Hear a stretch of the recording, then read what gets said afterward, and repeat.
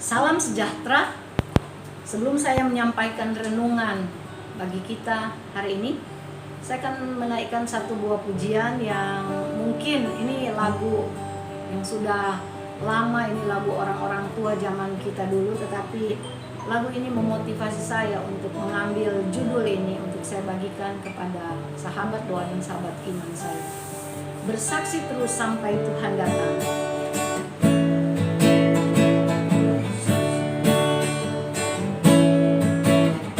Bersaksi terus sampai Tuhan datang.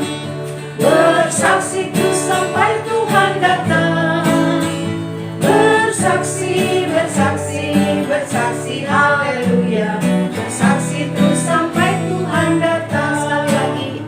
Bersaksi terus sampai Tuhan datang. Bersaksi terus sampai Tuhan datang. Bersaksi, bersaksi, bersaksi, haleluya. Bersaksi terus sampai Tuhan datang. Judul renungan saya pada hari ini adalah bagaimana kita bersaksi sampai Tuhan datang. Bagaimana kita memberitakan Injil Kerajaan Allah sampai Tuhan datang.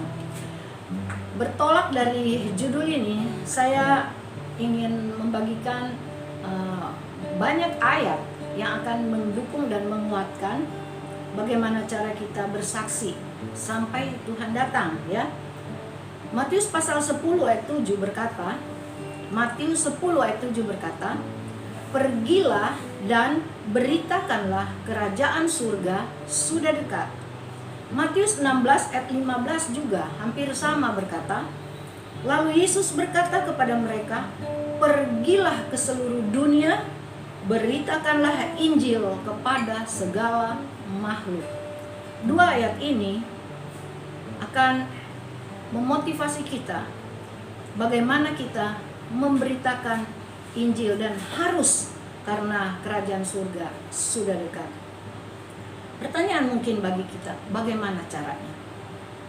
Ada beberapa metode yang bisa kita pakai saat ini untuk pergi dan bersaksi kepada segala makhluk, untuk memenangkan jiwa bagi Tuhan. Yang pertama, melalui kehidupan kita.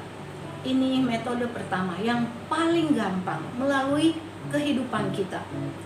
Kita yang mengaku sebagai anak Tuhan, yang percaya kepada Tuhan, yang melayani Tuhan, sudah pasti karakter Kristus ada di dalam kehidupan kita. Ketika kita bersaksi lewat kehidupan kita kepada teman kita, sahabat kita, saudara kita, orang-orang yang ada di sekitar kita yang mungkin belum percaya kepada Tuhan, ini merupakan sarana yang pasti dapat diterima melalui apa? Kehidupan, ya. Ketika kita mau makan, berkumpul dengan komunitas beberapa orang yang belum percaya Tuhan, di situ saatnya kita menyatakan kepada mereka akan kehidupan saya sebagai orang yang percaya kepada Tuhan, orang Kristen sejati. Apa yang harus kita buat ketika makanan disajikan di depan kita? Mari ambil waktu, tunduk kepala dan berdoa. Dan mereka akan melihat bahwa saya memang adalah orang Kristen sejati. Mungkin mereka akan bertanya, dan mereka mungkin saat itu akan mengenal Tuhan Yesus lewat cara kita. Di dalam Roma 1 ayat 16 berkata, Injil adalah kekuatan Allah yang menyelamatkan setiap orang percaya. Pertama-tama orang Yahudi, tetapi juga orang Yunani. Memang benar, orang Yahudi, kemudian orang Yunani, artinya orang-orang yang dekat di dalam keluarga kita. Kemudian orang Yunani itu diumpamakan orang-orang yang ada di luar keluarga kita. Kita perlu memenangkan mereka. Kita perlu ingat ada kekuatan Allah yang akan menopang kita untuk menyelamatkan setiap orang supaya percaya kepada Tuhan. Percaya akan Injil Tuhan. Mengapa? Ya. Kenapa orang harus percaya kepada Injil Tuhan? Karena Injil adalah kabar baik. Karena Injil adalah kabar sukacita, kabar selamat. Karena Injil adalah kekuatan Allah yang akan menyelamatkan setiap orang. Kita pasti semua sudah tahu Rasul Paulus, dia berani berkata, ikutilah teladanku. Ya, di dalam Filipi 3:17 dia katakan, saudara-saudara ikutilah teladanku dan perhatikanlah mereka yang hidup sama seperti kami yang menjadi teladan. Beranikah kita berkata seperti itu? Ya, ikutilah teladanku. Orang-orang di dekat kita akan melihat cara hidup kita, tutur kata kita. Dan kalau mereka melihat memang kita adalah murid-murid Tuhan yang sejati, ya, kita berkata kita orang-orang Kristen, bukan Kristen yang di KTP saja tanpa pertobatan, tapi orang Kristen sejati, maka kita akan mampu menjadi alat Tuhan yang akan membawa orang percaya kepada Tuhan, yang akan memenangkan jiwa bagi Tuhan, yang akan menarik banyak orang untuk percaya kepada Tuhan.